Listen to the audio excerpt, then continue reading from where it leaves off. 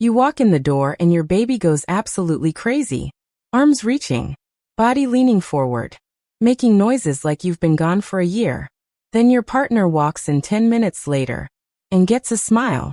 Just a smile. If you've been the one who got the smile, you know exactly how that feels. You laugh it off. But there's a small sting you don't talk about. Here's the thing though, what you just watched. Scientists say it's one of the most sophisticated things a human brain can do. And your baby has zero idea they're doing it. Most people assume the answer is simple. Whoever feeds the baby more, whoever's home more, whoever does the most, gets the most love back. Makes total sense, right? Researchers thought so too. So in 2013, a team at the University of Haifa decided to actually test it. They followed 112 families for the first 18 months. Tracked every feeding, every nighttime wake-up, every diaper change. Then measured which parent the baby actually preferred. The results broke their model completely. Time spent with the baby did not predict who the baby preferred. In a huge portion of families, babies preferred the parent who was around less. The researchers expected to confirm what everyone already believed. Instead, they had to go back to square one. So if it's not time, what is it? In 2019, researchers in Germany found the actual answer. And it's surprisingly simple once you hear it. It's not about how many hours you show up. It's about what you do in those hours. Specifically, do you actually notice the baby? There's a big difference between being in the room and truly seeing what your baby is doing.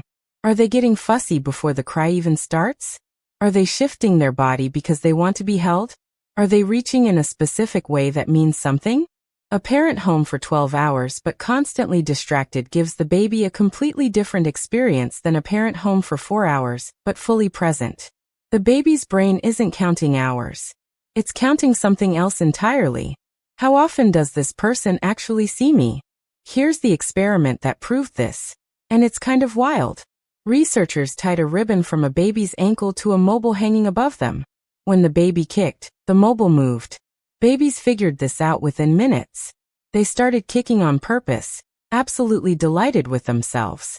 Then the researchers disconnected the ribbon. The mobile kept moving, but randomly, not connected to anything the baby did anymore. The babies noticed immediately. Their heart rates changed. They stopped engaging. They pulled back.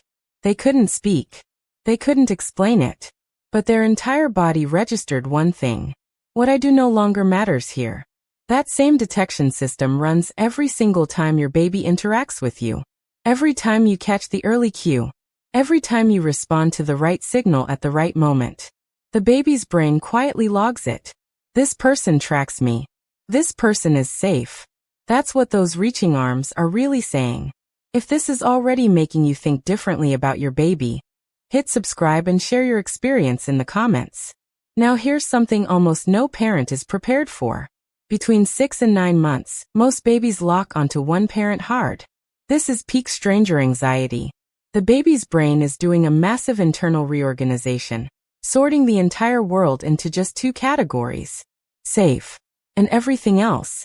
The parent who gets pushed away during this window isn't being rejected. They're being used as a measuring stick.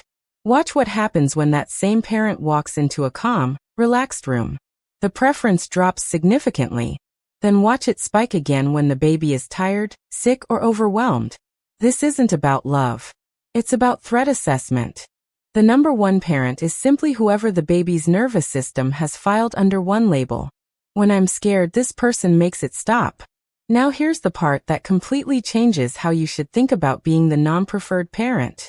For decades, researchers assumed being the secondary attachment figure just meant less important, a weaker bond, easily replaced.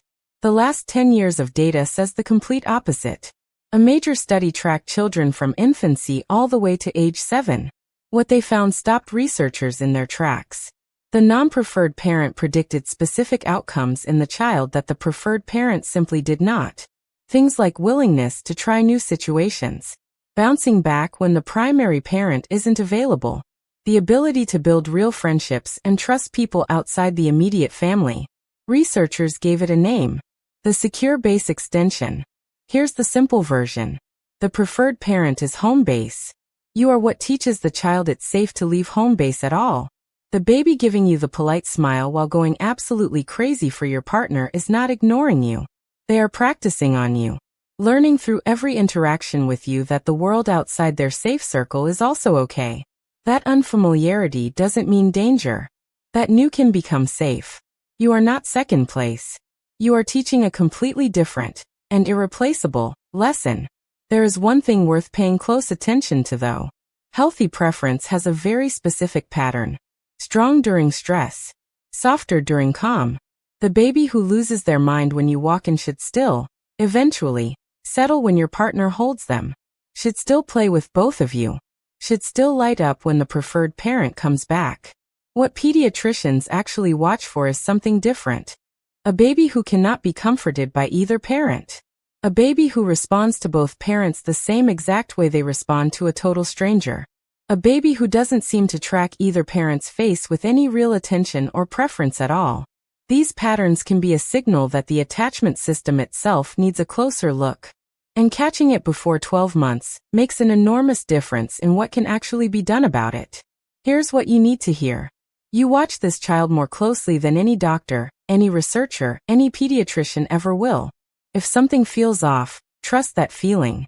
Parents who notice something is wrong are almost always right that it's worth looking into. Don't wait. Don't talk yourself out of it.